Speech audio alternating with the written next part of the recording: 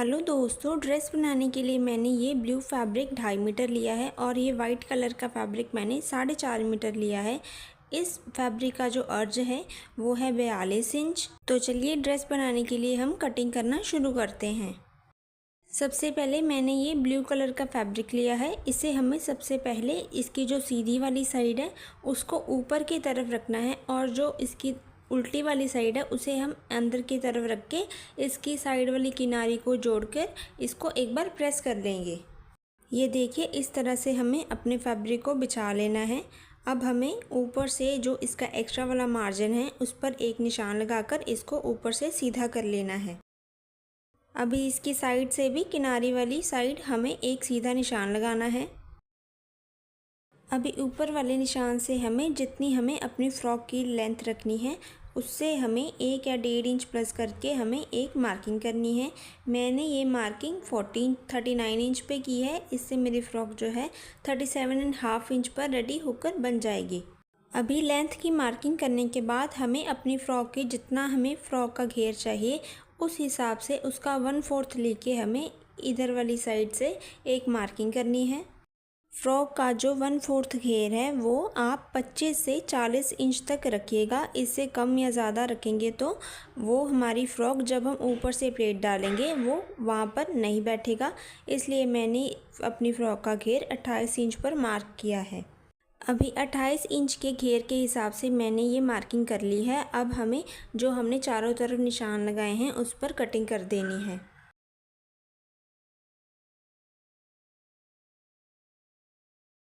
ये देखिए, हमारी फ़्रॉक की लंबाई और चौड़ाई हमने कटिंग कर ली है। अभी ऊपर से हमें इंच टेप को इस तरह से रखना है। हमारा 7 इंच पर जो नॉर्मल आर्म होल होता है उसका निशान लगाना है और कमर का ये 14 इंच पर हमें पता है कि कमर हमारी 14 इंच पर तैयार होती है। इसलिए हम कमर से 1 इंच ऊपर मतलब कि 13 इंच पर एक सीधी मार्किंग करेंगे, जहाँ तक हमारी ऊपर से लेके कमर तक हमारी प्लेट बनकर रेडी होगी।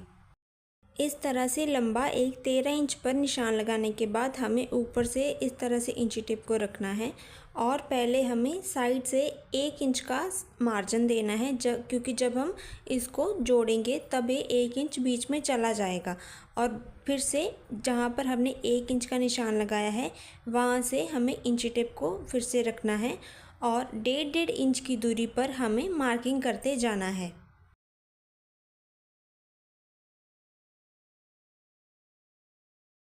ये देखिए, इस तरह से ये हमारी 13 निशान मैंने लगाई हैं। इन 13 निशानों पर हमें अपनी प्लेट डालनी है। नीचे की तरफ भी हमें इसी तरह से अपने निशानों को कॉपी कर लेना है। 1 इंच का नीचे की तरफ मार्जिन के लिए छोड़कर उससे हमें 1.5 इंच की दूरी पर ये फिर से 13 निशान कॉपी कर लेने हैं। ये देखिए, जैसे हमने ऊपर की तरफ ये 13 मार्किंग की थी उसी तरह से मैंने ये नीचे की तरफ भी 1.5 इंच की दूरी पर मार्किंग कर ली है। अब हमें इसके आमने सामने के निशानों को आपस में मिलाकर एक लंबी मार्किंग कर लेनी है। इसी तरह से हमें सारे निशानों को आपस में मिला देना है।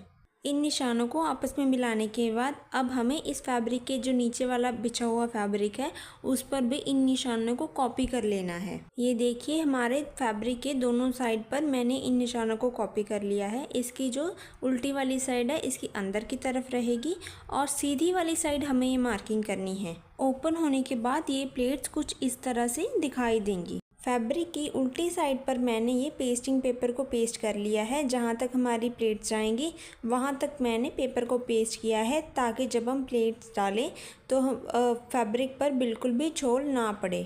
प्लेट डालने के लिए हमें अपने फैब्रिक को इस तरह से फोल्ड करना है। जहाँ पर हमने निशान लगाया था वहाँ पर एक बार प्रेस लगा लेनी है ताकि जो फैब्रिक है अच्छे से बैठ जाए। ऊपर की तरफ हमें 1/2 इंच पर एक निशान लगाना है। आप चाहे तो हाफ से 1 पॉइंट कम भी निशान लगा सकते हैं। ये निशान हमारा लंबा 13 इंच पर तक रहेगा और 13 इंच तक हमें आधे इंच की एक सीधी मार्किंग कर देनी है। हमारी जो प्लेट है वो ऊपर से लेके यहाँ तक इस पॉइंट तक हमें पक्की करके डालनी है। ये देखिए, हमने जो 2 ब्लू कलर के पीस कटिंग किए थे वहाँ पर मैंने हाफ इंच की ये 13 प्लेट डाल ली है। अभी हमें प्रेस की मदद से ये जो प्लेट्स हैं इधर वाली की इधर वाली साइड को बिठाकर एक बार प्रेस अच्छे से लगा लेनी है ताकि जब हम सिलाई करें तो ये बिल्कुल भी उठे ना। अभी इधर वाली प्लेट को भी हम उस साइड करके एक बार अच्छे से प्रेस लगा लेंगे। फ्रेंड्स, आप ये वीडियो बिल्कुल भी स्किप करके मत देखिएगा, क्योंकि अगर आप बीच में से कोई भी पॉइंट छोड़ेंगे तो आपको आगे का समझ नहीं आएगा। ये देखिए, हमारे ब्लू कलर वाले दोनों पीस हमने रेडी कर लिए हैं। अब हमें जो हमने वाइट कलर का फैब्रिक लिया था 4.5 मीटर, उससे भी इस तरह से ही कटिंग करके हमें ऐसे सेम 2 पीस और कटिंग करके रेडी कर लेने हैं। अब ये हमारे ये 2 ब्लू पीस पूरी तरह से रेडी हैं। इस तरह से ही मैंने ये 2 वाइट पीस भी रेडी कर लिए हैं। मैं आपको एक बार दिखा देती हूँ। इसी तरह से आपको भी 2 ब्लू और 2 वाइट पीस इस तरह से ऑपोजिट डायरेक्शन में रेडी कर लेने हैं। अभी किस तरह से इन दोनों को जॉइंट करना है मैं आपको एक बार बता देती हूँ। सबसे पहले हमें एक ब्लू कलर का पीस लेना है और वाइट कलर के पीस को उठाकर हमें इस तरह से ये देखना है। ये जो ब्लू वाली साइड है ये हमारे लेफ़्ट साइड की तरफ बनेगी और हमारी राइट साइड ये वाइट वाला पार्ट आएगा। इस तरह से हमें ये देखना है कि ये दोनों बराबर है और जहाँ पर हमने 1 इंच का मार्जिन छोड़ा था, इस तरह से इसकी सीधी साइड को अंदर की तरफ करते हुए हमें उसी 1 इंच पर हमें एक सीधी लंबी सिलाई लगाकर इसको आपस में जोड़ लेना है। इनको आपस में जोड़ते समय हमें सिर्फ एक बात का ध्यान रखना है कि जो हमारी दोनों साइड की प्लेट है वो बिल्कुल बराबर में जाएं। ये देखिए, जॉइंट करने के बाद ये कुछ इस तरह से दिखाई देगा। इसकी जो उल्टी साइड है वो मैंने अच्छे से सिलाई लगा दी है। अब इसका जो मार्जिन है, अगर आपके पास इंटरलॉक वाली मशीन है तो आप इसको इंटरलॉक करके भी फोल्ड कर सकते हैं, वरना आप एक सीधी सिलाई लगाकर इसको अंदर की तरफ बिठा सकते हैं। इसकी जो बैक साइड के दोनों पार्ट को भी हमें इसी तरह से जॉइंट करके रेडी कर लेना है। अभी हमारी जो फ्रॉक की लंबाई और चौड़ाई भी कटिंग हो चुकी है और हमने प्लेट्स को भी अच्छे से रेडी कर लिया है। अब हमें इसका जो सेंटर पॉइंट को इस तरह से लेकर एक एक पार्ट की फिटिंग की कटिंग करनी शुरू करनी है। फिटिंग की कटिंग करने से पहले हमें ये पता होना चाहिए कि अगर हमारी स्टैंड कॉलर हम तैयार कर रहे हैं तो उसके लिए हमारे जो आर्म होल और शोल्डर की जो फिटिंग है वो कम या ज़्यादा होती है। इसके लिए मैंने ये चार्ट तैयार किया है। आप पहले इसके अकॉर्डिंग अपने चेस्ट का माप लेके अपने आर्म होल और जो हमारा शोल्डर होता है उसकी माप ले सकते हैं। अब इस फिटिंग के चार्ट के अकॉर्डिंग हम कटिंग करना शुरू करते हैं। सबसे पहले हम ऊपर से शोल्डर का माप लेंगे। ये जो चार्ट के अकॉर्डिंग 36 इंच की चेस्ट के हिसाब से हमारे जो ऊपर शोल्डर की कटिंग होगी वो 7.5 इंच की कटिंग होगी। इस तरह हम 7.5 इंच पर एक शोल्डर का मार्क करेंगे। अब इसी मार्क से हमें अपने आर्म होल का निशान लगाना है और चार्ट के हिसाब से हमारा जो आर्म होल है वो 7 इंच पर तैयार होगा। इस निशानों को हमें आपस में मिलाकर एक बॉक्स रेडी कर लेना है। नीचे से भी हम 7.5 इंच पर बिल्कुल सेंटर से लेके एक निशान लगाएंगे ताकि ऊपर और नीचे हमारा कम या ज़्यादा ना हो और एक सीधी लाइन लगाकर एक बॉक्स तैयार कर लेंगे। ये हमारी सिर्फ फ्रंट पार्ट की कटिंग हो रही है, इसलिए हमें आर्म होल की सिर्फ 1 या 1.25 इंच पर इस तरह से राउंड शेप दे के गोलाई दे देनी है। अब हम चेस्ट के अकॉर्डिंग, जैसे मैं 36 इंच के माप की चेस्ट कटिंग कर रही हूँ उस हिसाब से 36 का 1/4 लेके एक मार्किंग करनी है और जहाँ पर हमारी प्लेट नीचे से ख़त्म हो रही है वहाँ पर हमें कमर का निशान लगाना है। कमर का निशान हमें सिर्फ ऊपर से आधा इंच कम करके लेना है, क्योंकि जब हम बेल्ट वेयर करेंगे तब ये लूज़ ही अच्छा लगेगा। ये वाला जो हमने निशान लगाया है वो हमारा फिटिंग का निशान है। अब हम 2-2 इंच छोड़कर इस पर एक एक्स्ट्रा मार्जिन के लिए भी मार्किंग करेंगे जहाँ पर हम कटिंग करेंगे। तो चलिए अब हम इसके आर्म होल और इसकी फिटिंग की एक्स्ट्रा वाला जो मार्जिन है उसको कटिंग कर लेते हैं।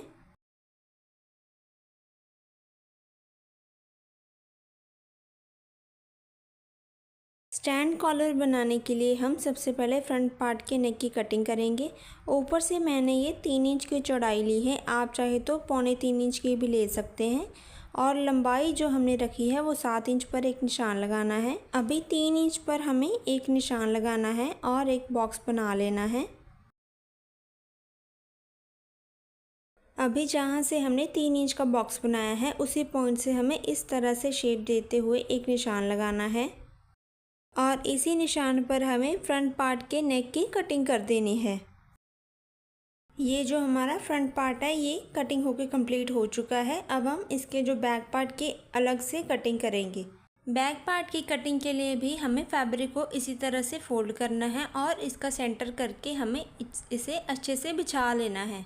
बैक पार्ट के लिए भी हमें ऊपर से शोल्डर का निशान लगाना है 7.5 इंच पर, और इस निशान से हमें इस तरह से 7 इंच पर एक मार्क लगाना है। और जैसे हमने फ्रंट वाले पार्ट पर एक बॉक्स तैयार किया था, उसी तरह से हमें बैक के लिए भी एक बॉक्स बनाना है। इसकी जो आर्म होल की गोलाई है वो हम 2.5 इंच पर देंगे, क्योंकि हम इस पर स्लीव्स नहीं लगाएंगे। अभी जैसे हमने फ्रंट पार्ट के लिए फिटिंग के निशान लगाकर 2 इंच एक्स्ट्रा मार्जिन छोड़कर बाकी का कटिंग किया था, उसी तरह से हमें बैक पार्ट के लिए फिटिंग के निशान लगाकर और 2 इंच एक्स्ट्रा मार्जिन छोड़कर बाकी का फैब्रिक कटिंग कर देना है।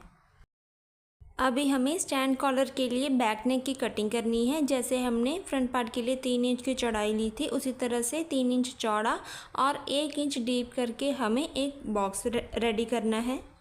अभी इस पॉइंट से हमें थोड़ी सी राउंड शेप देते हुए ऊपर वाले निशान से इस तरह से मिला देना है और बाकी का कटिंग कर देना है। अभी ये हमारे बैक पार्ट की कंप्लीट कटिंग हो चुकी है, तो चलिए इसकी स्टिचिंग स्टार्ट करते हैं। सबसे पहले हम अपने फ्रंट पार्ट को कंप्लीट करने के लिए एक छोटा बुकरम का पीस लेंगे और उसे इस तरह से प्रेस कर देंगे। अभी सेंटर से हमें इस तरह से इंची टेप को रखना है और आधे से 1 पॉइंट कम पर हमें एक निशान लगाना है। जिस तरह से हमने 7 इंच में से 4 इंच खाली छोड़ा था, अब 4 इंच की हम ये पट्टी रेडी करेंगे और इस तरह से इसको वी शेप देते हुए इसको मिला देंगे और लगभग 1.25 इंच या 1 इंच का साइड से बुकरम छोड़कर हमें इसकी एक्स्ट्रा वाली कटिंग कर देनी है। ये देखिए, इस तरह से एक छोटा वी नेक हमें रेडी कर लेना है और हमें एक्स्ट्रा फैब्रिक पर इसे अच्छे से बिठाकर सिलाई लगा लेनी है। अब साइड से 1/2 इंच का मार्जिन छोड़ते हुए हमें फैब्रिक को कटिंग करके एक इसके ऊपर सिलाई लगाकर इसको बिठा लेना है। अभी अपने फ्रंट पार्ट को हमें इस तरह से रखना है और वी नेक का सेंटर हमें अपने फ्रंट पार्ट के बिल्कुल सेंटर में इस तरह से कच्ची सिलाई लगाकर इसको अटैच कर लेना है। अभी बुकरम के साथ साथ हमें वी की शेप में एक सिलाई लगा लेनी है। अभी सेंटर में से इसके एक्स्ट्रा मार्जिन को कटिंग करके हमें छोटे छोटे कट्स लगाकर इसको उल्टी तरफ पलटकर एक सिलाई को लगा लेना है। इस तरह से इसको पीछे की तरफ मोड़ते हुए हमें इसको अच्छे से हाथ से बिठाकर इस पर एक सिलाई को लगाकर इसको बिठा देना है। अभी दोनों पार्ट की सीधी साइड को मैंने अंदर की तरफ इस तरह रखा है और अब हम इसके ऊपर से शोल्डर को जॉइन करेंगे।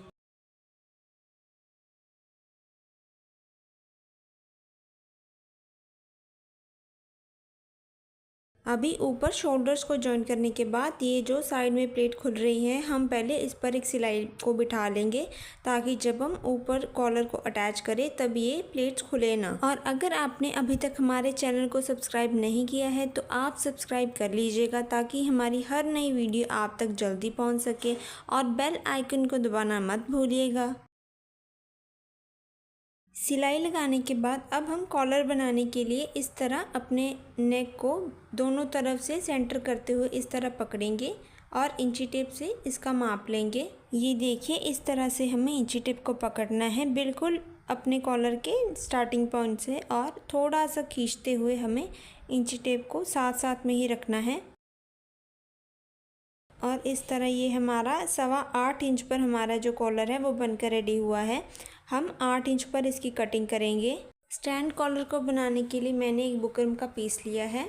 आज हम बिल्कुल इजी मेथड से कॉलर बनाना सीखेंगे। सबसे पहले हमें 3 इंच पर एक निशान लगाना है।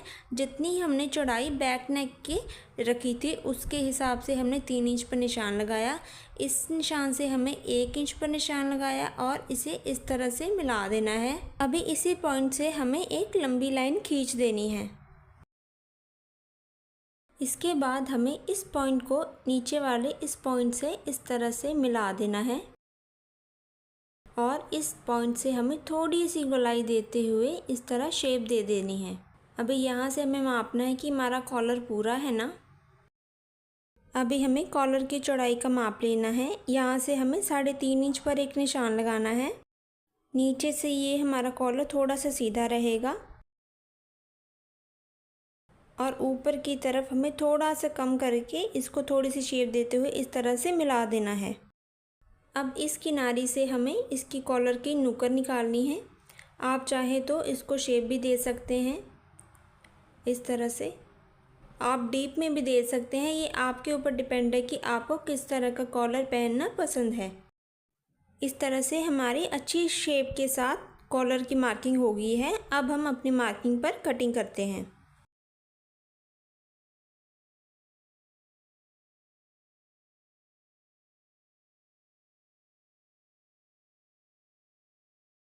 अभी कॉलर को कटिंग करने के बाद हमें वाइट और ब्लू जिससे हमारी ड्रेस बनी है उसके साथ के मैचिंग दोनों पीस लेने हैं और उसको इस तरह से एक दूसरे के ऊपर इस तरह से रखकर हमें इन दोनों में जॉइंट डाल लेना है। अभी इस जॉइंट का सेंटर पॉइंट निकालने के लिए हमें इन दोनों का मार्जिन ऑपोजिट में करके एक बार नाखून से बिठा लेना है और जिस बुकरम के पीस को हमने कटिंग किया है अपने कॉलर बनाने के लिए उसके सेंटर पॉइंट को हमें इस जॉइंट के बिल्कुल ऊपर इस तरह से रखकर हमें अपने बुकरम को पेस्ट कर लेना है। ये देखिए इस तरह से मैंने इसको अच्छे से चिपका लिया है। इसकी एक साइड जो हमारे ड्रेस के नेक के साथ जुड़ेगी उसको हमें आधा इंच का दबाव देते हुए इस तरह से सिलाई लगाकर बिठा लेना है। एक तरफ रेडी करने के बाद उसी तरह से हमें एक और पट्टी लेनी है इसी साइज़ की। अब इस पट्टी के सीधी वाली साइड को हमें उससे मिलाना है और इसके सेंटर पॉइंट को निकालते हुए हमें बिल्कुल सेंटर में पहले एक कच्ची सिलाई लगा लेनी है ताकि जब हम अपनी कॉलर को तैयार करें तो इसका सेंटर पॉइंट बिल्कुल अच्छे से बाहर आए। अभी कॉलर की बाकी साइड्स को बंद करने के लिए हमें इस पॉइंट से सिलाई लगाना शुरू करना है। इसकी नुक्कड़ को निकालने के लिए हम एक धागा लेंगे और इस धागे को हम इस तरह से फैब्रिक के बिल्कुल किनारे पर जहाँ पर हमारी नुक्कड़ मिल रही है उस जगह पर रखेंगे और उस पर सिलाई चला देंगे। अभी इसी तरह से हमें बुकरम के साथ साथ सिलाई लगाते रहना है और अगली नुक्कड़ पर भी हम धागे को अंदर करके एक सिलाई चढ़ा देंगे ताकि जब हम अपने कॉलर को सीधा करें तो हमारी जो नुक्कड़ है वो बिल्कुल फिनिशिंग के साथ बाहर आए।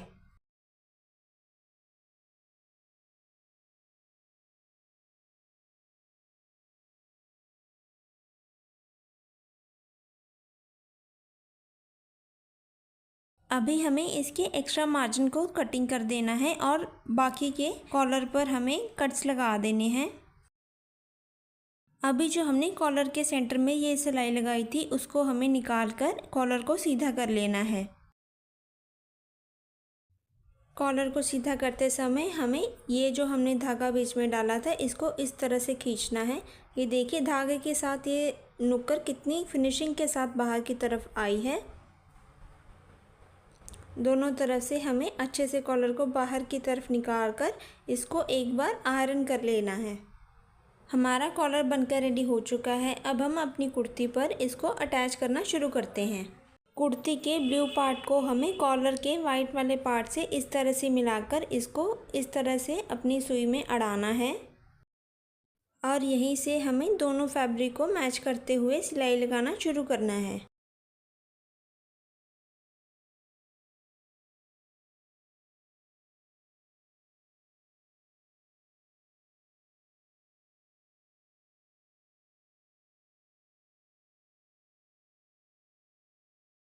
कुर्ती के सेंटर पॉइंट को हमें कॉलर के सेंटर पॉइंट से बिल्कुल अच्छे से मैच करना है।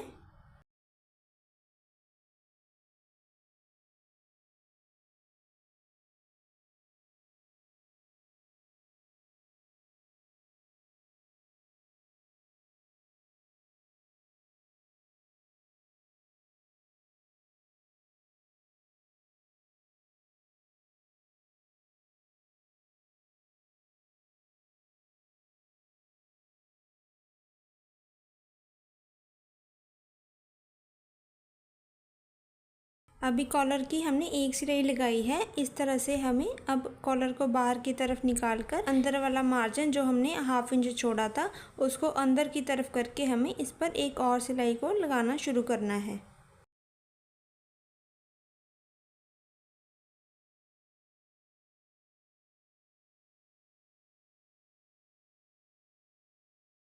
अभी जहाँ तक हमारा वाइट कॉलर जा रहा है वहीं तक हमें सिलाई को लेके जाना है।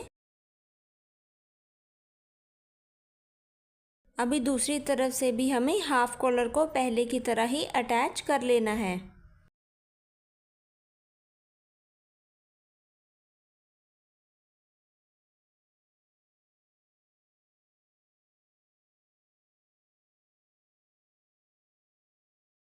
ये देखिए हमारा स्टैंड कॉलर बनकर रेडी हो चुका है। अब हमें इसके आर्म होल पर इसकी डिफरेंट कलर की पट्टी लगाकर इसको रेडी कर लेना है। ब्लू वाले पैटर्न पर हम वाइट कलर की पट्टी यूज़ करेंगे और वाइट वाले पैटर्न पर हम ब्लू कलर की पट्टी को यूज़ करेंगे। ये पट्टी मैंने 1.5 इंच चौड़ी रेप में कटिंग की है। सबसे पहले हमें हाफ इंच का मार्जिन देते हुए इस तरह से सादी राउंड शेप देते हुए हमें इस पट्टी को अटैच कर लेना है।